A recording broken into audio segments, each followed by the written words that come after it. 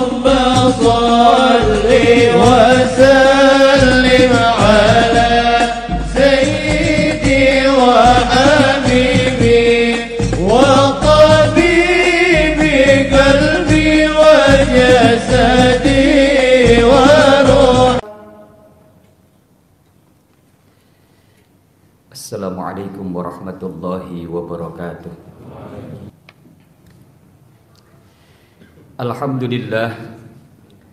Alhamdulillahilladzi an'ama alaina bi ni'matil iman wal islam wa hiya 'adhamun ni'am. Asyhadu an la ilaha illallahul malikul 'allam wa asyhadu anna Muhammadan 'abduhu wa rasuluhu sayyidul anam. Allahumma shalli wa sallim wa karrim wa 'azim ala hadzal nabiyil karim wa ala alihi wa ashabihil mujahidin at-tahirin, amma ba'd. Fa ya ibadallah, usikum wa iyaya bitaqwallahi faqad fazal muttaqun. Qala Allah ta'ala fi kitabihil karim wa huwa asdaqul qailin. A'udzu billahis samiil alim minasy syaithanir rajim. Bismillahirrahmanirrahim. Ya ayyuhalladzina amanu taqullaha haqqa tuqatih wa la tamutunna illa wa antum muslimun. Wa qala aydan, wa idza sa'alaka 'ibadi 'anni fa inni qarib ujibu da'watad da'i idza da'ani falyastajibu li wal yu'minu bi la'allahum yarshudun. Shadaqallahul 'azim wa sadaqa rasuluhul habibul karim. Nahnu 'ala dzalika minasy syahidin wasyakirin walhamdulillahi rabbil alamin. Hadirin ma'asyiral muslimin, jamaah salat Jumat yang dirahmati dan diberkahi oleh Allah Subhanahu wa taala.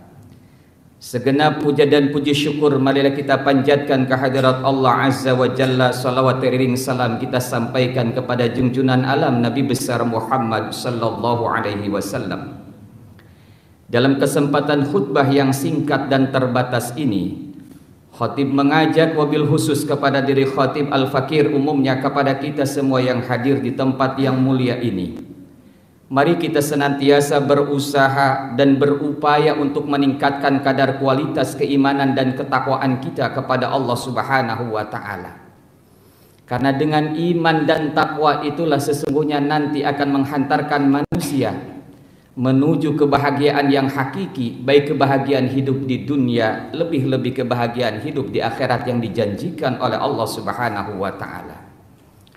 Hadirin ma'asyiral muslimin, jamaah salat Jumat yang dirahmati dan diberkahi oleh Allah Subhanahu wa taala. Satu ketika ada seorang ibu yang bertanya kepada gurunya, "Wahai Ustadz, mungkinkah Allah mengingkari janjinya?"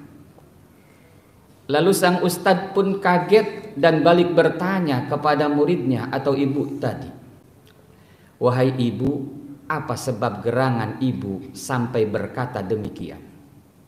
Kata si ibu, "Wahai ustadz, sungguh sudah sekian lama saya berumah tangga dan sekian lama saya sudah berdoa bermunajat kepada Allah Subhanahu wa taala. Tapi sampai dengan saat ini saya belum diberikan keturunan oleh Allah." Gambaran ini sesungguhnya bisa jadi merupakan gambaran kita. Betapa banyak doa kita sudah kita panjatkan, doa kita sudah kita munajatkan kepada Allah Subhanahu wa taala, tetapi perasaan kita ternyata doa kita masih belum dikabulkan oleh Allah Subhanahu wa taala. Oleh karena itu dalam kesempatan siang yang mulia ini khatib ingin mengupas paling tidak ada 4 kemungkinan kenapa doa seseorang itu tidak dikabulkan atau terkesan tidak dikabulkan oleh Allah. Sebab yang pertama adalah sesungguhnya orang yang berdoa itu tidak pantas doanya dikabulkan oleh Allah. Pertanyaannya, siapakah orang yang pantas dikabulkan? Maka mari kita menengok di dalam Al-Quran surah Al-Baqarah ayat 186, di mana Allah berfirman, "Wa idza sa'alaka ibadi anni fa inni qarib." apabila hambaku bertanya kepadamu wahai Muhammad, maka sampaikan aku ini amat dekat.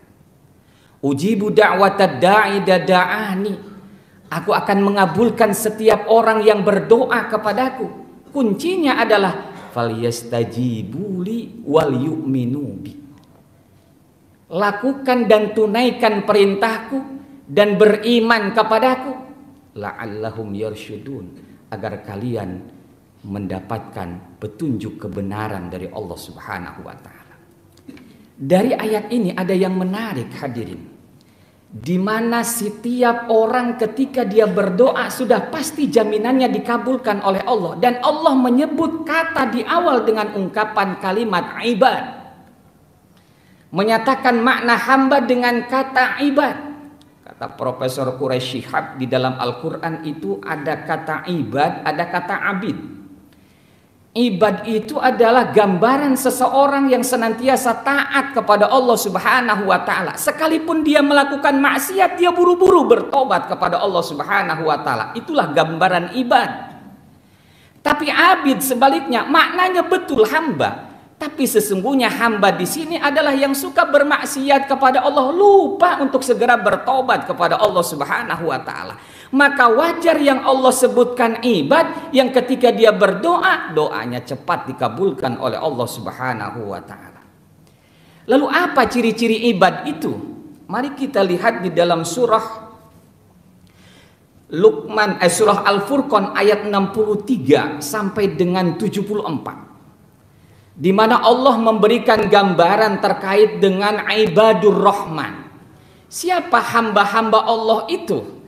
Disebutkan di dalam Al-Quran surah Al-Furqan tadi dengan ungkapan alladzina yamshuna 'alal ardi hauna.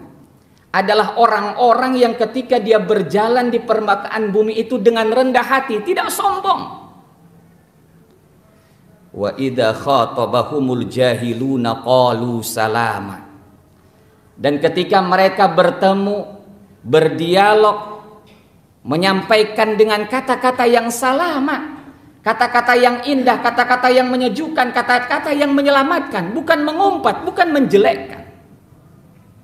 Walladzina yabituna li rabbihim sujada wa qiyama. Dan orang-orang yang ketika di waktu malam dia menyibukkan dirinya untuk apa? Untuk Tuhannya, melakukan sujud dan berdiri. Yang dimaksudkan adalah menghidupkan waktu-waktu malam untuk memperbanyak ibadah kepada Allah Subhanahu wa taala. Dan masih banyak ciri-ciri itu bisa kita baca di dalam Al-Quran surah Al-Furqan ayat 63 sampai dengan 74 terkait dengan ciri-ciri ibad itu, yang ketika dia berdoa, doanya cepat dikabulkan oleh Allah Subhanahu wa taala. Hadirin ma'asyiral muslimin, jamaah salat Jumat yang dirahmati dan diberkahi oleh Allah Subhanahu wa taala. Sebab yang kedua, kenapa doa seseorang itu tidak dikabulkan atau terkesan tidak dikabulkan oleh Allah? Sebab yang kedua adalah karena orang yang berdoa itu masih bergelimang dengan dosa dan maksiat kepada Allah Subhanahu wa taala. Di dalam kitab Hadis Arba'in An-Nawawiyah, di hadis yang ke-10 ketika Nabi menyampaikan hadis itu dengan ungkapan yang indah, apa kata Nabi? Innallaha thayyibun la yaqbalu illa thayyibah. Sesungguhnya Allah zat yang maha baik, maha suci, maha bersih, dan Allah hanya menerima kecuali yang baik, bersih dan suci. Lalu digambarkan di dalam hadis itu ketika ada seseorang yang sedang berada di padang pasir dalam suasana terik panas yang luar biasa, dengan pakaian yang lusuh, lalu kemudian dia menengadahkan kedua tangannya berdoa kepada Allah Subhanahu wa taala, seolah-olah ketika orang melihat orang ini pasti doanya akan dikabulkan oleh Allah. Tapi apa kata Nabi? Doa orang ini tidak akan dikabulkan oleh Allah dengan sebab wa mat'amuhu haram, wa mashrabuhu haram, wa malbasuhu haram, wa gudiya bil haram. Apa yang dia makan dihasilkan dari yang haram, apa yang dia minum dihasilkan dari yang haram, apa yang dia pakai dihasilkan dari yang haram, dan perutnya dipenuhi dengan sesuatu yang haram. fa anna yustajabulah, maka bagaimana mungkin Allah akan mengijabah doa dan permintaannya. Kenapa? Karena Allah hanya akan mengijabah bagi siapapun yang telah membersihkan dirinya di hadapan Allah Subhanahu wa taala. Bisa jadi kenapa doa kita belum dikabulkan oleh Allah, karena kita masih bergelimang dengan dosa dan maksiat kepada Allah Subhanahu wa taala. Sebab yang ketiga, hadirin, bisa jadi orang itu sesungguhnya sudah masuk pada predikat ibad di hadapan Allah.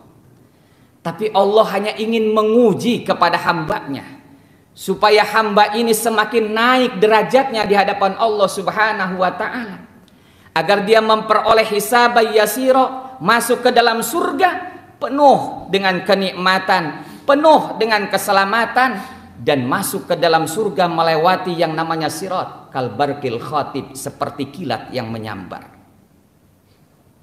Dan ini sesungguhnya bagian daripada ujian dari Allah Subhanahu wa ta'ala. Bukankah Allah telah mengingatkan kita di dalam surah Al-Ankabut ayat 2? Allah menyatakan, ahasiban nasu ayyutsraku ayyakulu amanna wa hum la yuftanu. Apakah manusia menyatakan dirinya beriman kepada Allah Subhanahu wa ta'ala, lalu kemudian Allah biarkan sementara Allah belum uji dirinya? Maka sesungguhnya orang yang hari ini bisa jadi doanya belum dikabulkan, sesungguhnya Allah ingin melihat sejauh mana kerja keras, usaha, mujahadah yang dilakukan oleh hambanya untuk meraih ridhonya Allah Subhanahu wa ta'ala. Maka itu pun bagian daripada ujian Allah Subhanahu wa ta'ala. Yang terakhir, kenapa doa seseorang itu tidak dikabulkan atau terkesan tidak dikabulkan oleh Allah? Bisa jadi doa orang itu sesungguhnya sudah dikabulkan oleh Allah, tapi Allah ganti dengan yang lebih maslahat dan manfaat untuk dirinya.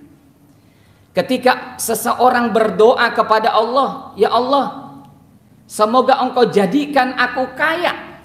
Tapi menurut Allah, jika seseorang yang berdoa ini agar minta kekayaan, lantas kemudian dirinya menjadi sombong dan lupa kepada Allah, maka Allah alihkan dengan yang lebih bermanfaat untuk dirinya berupa kesehatan misalnya.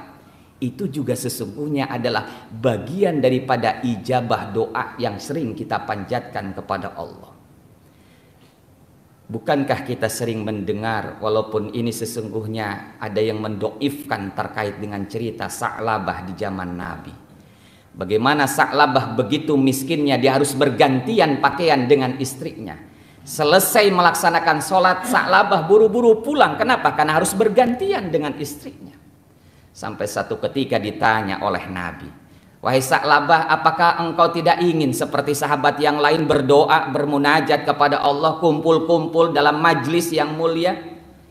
Apa kata Sa'labah? Ya Rasul, aku bukan tidak ingin, tetapi karena aku ini orang miskin, bahkan pakaianku saja sudah ditunggu oleh istriku di rumah. Jadi untuk melaksanakan ibadah saja harus bergantian. Sampai pada saat itu Rasulullah menawarkan, apa yang bisa aku bantu wahai Sa'labah? Mendengar ini Sa'labah kemudian menyampaikan kepada Rasul, ya Rasul, tolong doakan saya supaya menjadi orang kaya. Lantas kemudian sampai 3 kali Sa'labah menghadap Rasul ingin menjadi orang kaya. Kata Nabi, jangan Sa'labah, nanti kamu celaka.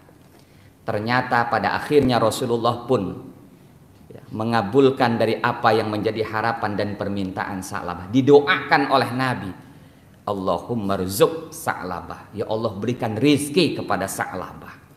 Dan Rasulullah belikan seekor kambing untuk Sa'labah, diurus dengan baik oleh Sa'labah, banyak kambingnya. Bahkan kemudian dalam kisah itu diceritakan bahwa Sa'labah mulai lupa sholat berjamaah, mulai meninggalkan sholat Jumat. Bahkan ketika para sahabat mengingatkan berdasarkan pesan Rasulullah agar Sa'labah itu berzakat, Sa'labah tidak mau berzakat.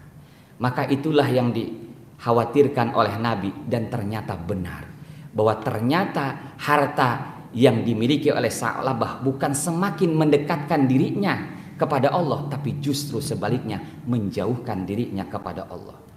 Tetapi betapa banyak pula orang yang ketika dia diberikan kekayaan justru dia tidak merasa kaya, karena dia menjadikan kekayaan itu hanya sekedar titipan.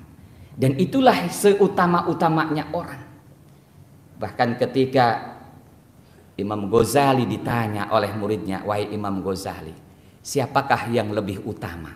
Apakah orang miskin yang sabar atau orang kaya yang dermawan?" Kata Imam Ghazali, yang utama adalah orang kaya yang dermawan. Kenapa? Karena kalau orang miskin yang sabar, sabarnya hanya untuk dirinya. Tapi ketika orang kaya yang dermawan, maka kemanfaatannya, kemaslahatannya akan dirasakan oleh orang banyak. Itu berarti pesan kepada kita sebagai seorang muslim, jadilah kita menjadi orang kaya yang dermawan. Karena dengan kaya dermawan itu sesungguhnya akan menjadi wasilah untuk kita menuju surganya Allah Subhanahu wa ta'ala. Mudah-mudahan khutbah yang singkat ini memberikan manfaat bagi kita semua. Dan semoga Allah Subhanahu wa ta'ala menjadikan doa-doa yang kita panjatkan senantiasa dikabulkan oleh Allah Subhanahu wa ta'ala. Dan semoga pula doa-doa yang selama ini belum dikabulkan oleh Allah menjadi introspeksi untuk diri kita, supaya kita bisa membersihkan diri kita. Apakah itu kaitan dengan harta kita, apakah itu kaitan dengan perbuatan maksiat yang sering kita lakukan, ujung-ujungnya kita diajak untuk segera bertaubatan nasuha kepada Allah Subhanahu wa ta'ala. Mudah-mudahan sekali lagi khutbah ini memberikan manfaat dan nasihat untuk saya pribadi dan untuk kita semua. Barakallahu li wa lakum fil Qur'anil azim wa nafa'ani wa iyyakum bima fihi minal ayati wa dzikril hakim wa taqabbala minni wa minkum tilawatahu innahu huwal ghafurur rahim.